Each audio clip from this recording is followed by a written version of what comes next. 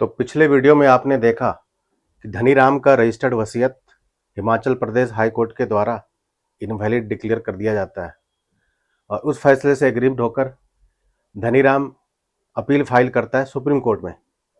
अब supreme court का क्या निर्णय आता है, इस पर आज हम चर्चा करेंगे। नमस्कार, मैं एडवोकेट प्रभात रंजन, आपका मेरे YouTube channel easy legal tips पर स्वागत है।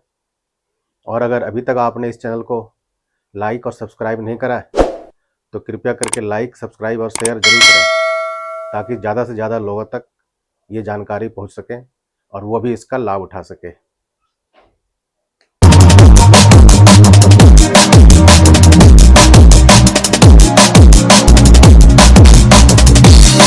धनीराम ने निचली अदालत में अपना पक्ष रखते हुए कहा था कि वह और उसकी पत्नी लीलावती के अंतिम दिनों में उसकी काफ़ी सेवा करी थी और वह उस सेवा से खुश थी, इसलिए उसने वसीयत करके अपनी संपत्ति धनीराम के नाम कर दी थी।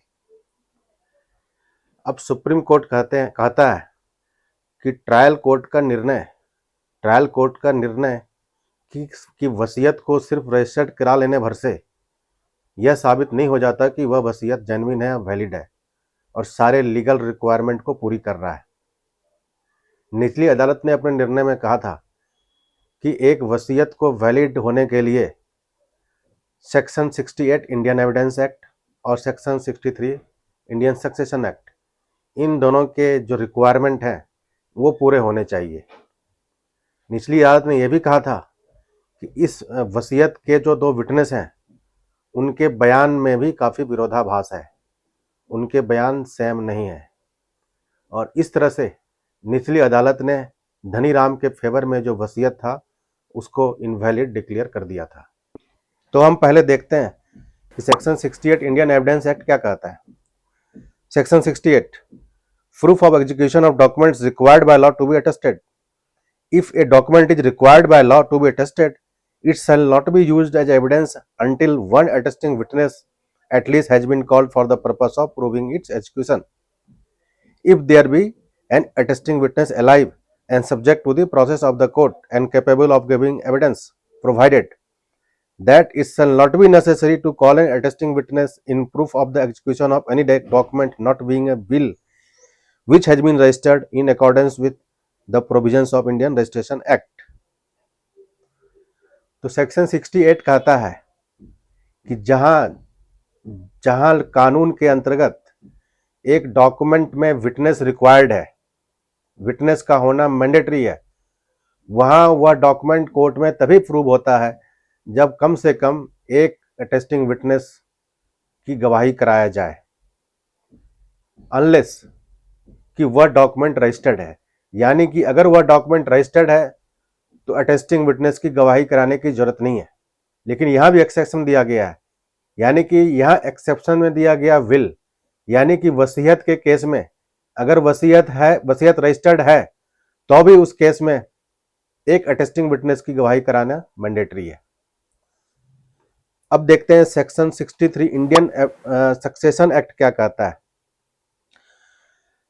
सेक्शन 63 सक्सेशन एक्ट कहता है कि एक वसीयत को कैसे अटेस्ट कराया जाना चाहिए। 63, the will shall be attested by two or more witnesses, each of whom has seen the testator sign or affix his mark to the will and has seen some other person to sign the will in the person and by the direction of the testator, or has received from the testator personal knowledge of his signature mark or signature of such other persons, and each of the witnesses shall sign the will in the presence of testator. But it shall not be necessary that more than one witnesses be present at the same time, and no particular form of attestation shall be necessary.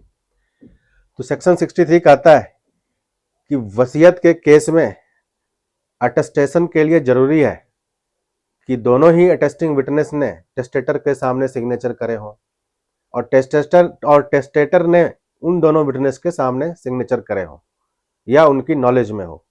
और यह जरूरी है कि signature जो है तीनों एक दूसरे के सामने करा हो, तभी एक वसीयत का अटेस्टेशन पूरा होता है। नीचे ट्रायल कोर्ट में एविडेंस में क्या सब आया था।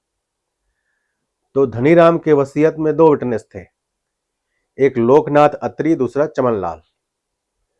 लोकनाथ अत्री कोर्ट में आके कहता है कि वह लीला देवी को पहले से जानता था और लीला देवी ने वसीयत के लिए इच्छा जताई और लीलावती ने मेरे सामने उस वसीयत पर सिग्नेचर करे। फिर वह कहता है कि लीलावती ने मेरे और चमन लाल दोनों के सामने ही अपने दस्तखत करे उस वसीयत पे। अब लोकनाथ अत्री की गवाही होने के बाद धनीराम दूसरे विटनेस को ड्रॉप कर देता है, चमन लाल को ड्रॉप कर देता है, उसकी गवाही वो नहीं कराता, लेकिन उसकी गवाही प्लेंटिफ कराता है जिसका नाम है शिव सिंह। लेकिन शिव सिंह प्लेंटिफ अपने गवाही में उसको कॉल करता है चमन लाल को। चमन लाल अपने बयान में कहता है कि मैं गवर्नमेंट हॉस्पिटल गया था, वहां धनीराम मिला और उन्होंने कुछ पेपर पे मेरे से साइन कराए। वो आगे कहता है कि मुझे नहीं पता उस पेपर में क्या लिखा था और मैं धनीराम के अलावा किसी को जानता भी नहीं। वो फिर कहता है कि मेरे सामने कोई कार्रवाई हुई नहीं और मेरे सामने किसी और ने उस पेपर पे दस्तखत नहीं करे थे और मैं दस्तखत करके हॉस्पिटल से वापस अपने घर आ गया था। तो चमन लाल के बयान इस तरह से आते हैं। Supreme Court Shyamal Ghosh versus state of West Bengal में दिए गए निर्णय का हवाला देते हुए कहता है कि अगर गवाही वर्षों बाद दी गई है और छोटे मोटे कंट्राडिक्शंस आ भी जाते हैं तो सस्पिशियस सर्कमस्टेंसेस नहीं माना जाना चाहिए, क्योंकि समय के साथ साथ लोगों की मेमोरी फेड हो जाती है। लेकिन इस केस में दोनों ही गवाह के बयान काफ़ी विरोधाभासी हैं।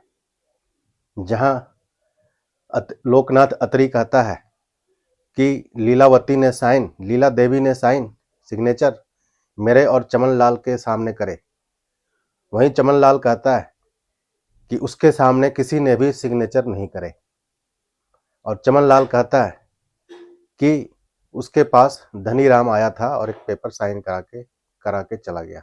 सुप्रीम कोर्ट फर्दर कहता है कि लोकनाथ अत्री की गवाही में यह कहीं नहीं आता है कि उसने जो है लीला देवी के सामने सिग्नेचर करे।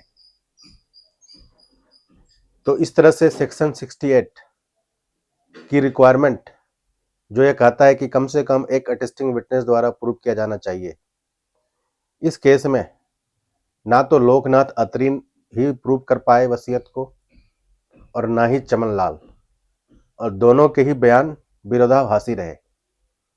लोकनाथ अत्री के बयान से भी 68 और 63 सक्सेशन एक्ट की रिक्वायरमेंट पूरी नहीं हो रही और इस तरह से सुप्रीम कोर्ट ने उस वसीयत को इनवैलिड डिक्लेयर कर दिया और कहा कि धनीराम उस प्रॉपर्टी के हकदार नहीं होंगे और उस प्रॉपर्टी के हकदार शिव सिंह को बना दिया गया।